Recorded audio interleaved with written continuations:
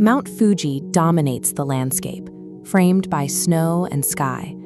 But at its northwestern base, stretching across 11 square miles of hardened volcanic rock, lies a dense, almost impenetrable shadow.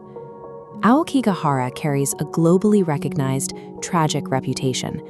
For decades, the public has viewed it as a destination for the desperate, a site where individuals go to end their lives. This is the accepted baseline. This chart shows a sharp deviation. Over 24 months, 30 disappearances broke the established profile of typical victims. In every case, investigators found no biological evidence. While historical incidents yield remains, this cluster left the forest floor entirely pristine. The pattern only came to light following the disappearance of Tomoya Ishikawa. Search teams never found Ishikawa, but they uncovered a teenager, dead for weeks, yet strangely preserved. Beside her sat a cassette recorder, playing a tape of intense static, and a voice claiming something was following them through the trees. A 0% recovery rate in a monitored geographic zone requires systematic extraction. The data points to a highly organized operation, actively clearing the area. The Tokyo Metropolitan Police maintain jurisdiction here. Under Captain Morita, the department operates with a mandate to classify all Aokigahara disappearances as standard suicides, publicly denying any evidence of foul play or unexplainable events. Detective Kenjiro Sato and journalist Emiko Kuroda are united by a shared unresolved history. Both lost a sibling to the forest years ago, cases the police quickly dismissed. This shared grief pushes them to investigate the recent spike outside the official narrative. Kuroda uncovered sealed historical records, proving the authorities have spent decades secretly cremating unrecorded victims. The practice is a deliberate effort to protect the region's tourism industry from the stigma of a rising body count. Just miles away, millions of residents navigate a brightly lit urban grid. They assume the wilderness at the city's edge is fully understood and monitored, unaware of the grim reality buried in the police archives. The primary obstacle to the truth isn't the forest's terrain. It is a human conspiracy, a deliberate effort to maintain an illusion of safety. The terrain of the deep woods is hostile and disorienting.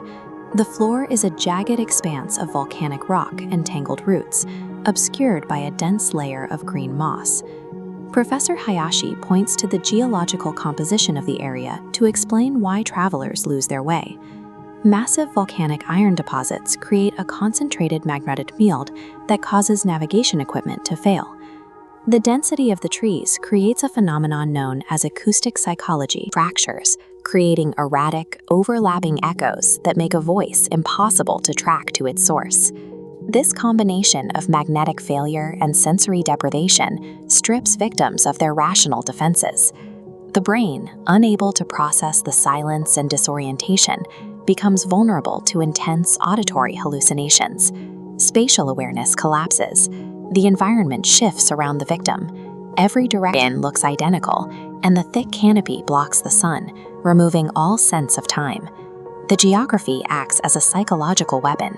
It systematically breaks down a victim's sanity, preparing them for whatever waits further inside. Deep beneath the volcanic rock, investigators discovered a hidden artificial cave network. The tunnels were carved directly into the mountain's foundation. The bunker contained rusting medical equipment, childhood belongings, and hundreds of cassette tapes hanging from the cavern ceiling like prayer charms. Surveillance photographs found underground prove the victims were tracked long before they entered the woods. These candid images depict missing persons navigating Tokyo's streets, confirming they were selected and studied in the city. Sato discovered a photograph of his own brother among the cache. The image was dated recently, even though his brother was officially declared dead 12 years prior. The lure weaponizes personal trauma. The phenomenon perfectly mimics the voices of dead loved ones, calling victims by name to draw them willingly into the subterranean network. These subterranean medical spaces suggest a calculated process. Once hypnotized by the voices of the dead, victims are brought here, far beneath the forest floor.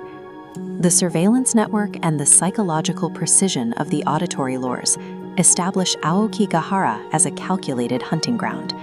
It uses unresolved human grief as its primary bait to collect targets who will never be searched for. During a severe storm, Kenjiro and Emiko return to the underground chamber alone. The atmosphere in the symbol-covered room had become dreamlike, and time felt distorted. Recovered recordings reveal that the voice mimicry phenomenon predates the modern cult by centuries. It originates from something ancient and unexplainable that existed long before the bunkers were built. Sato found a cassette tape labeled with his own name. When he pressed play, he heard his own voice, screaming a warning, a recording from a date in the future. The entity at the bottom of the forest defies linear time. It consumes the memories of its victims, trapping them in an inescapable loop of psychological trauma that echoes across decades. An explosive fire destroyed the underground tunnels and all physical evidence. Emiko emerged as the sole survivor, while Kenjiro was officially presumed dead. The lack of physical remains allowed police to reinstate the official cover-up. Emiko's findings were silenced, and the disappearances filed away as standard tragedies. A charred tape from the ashes contains a new recording of Sato's voice. He is breathing heavily, trapped alive beneath the rock and being hunted.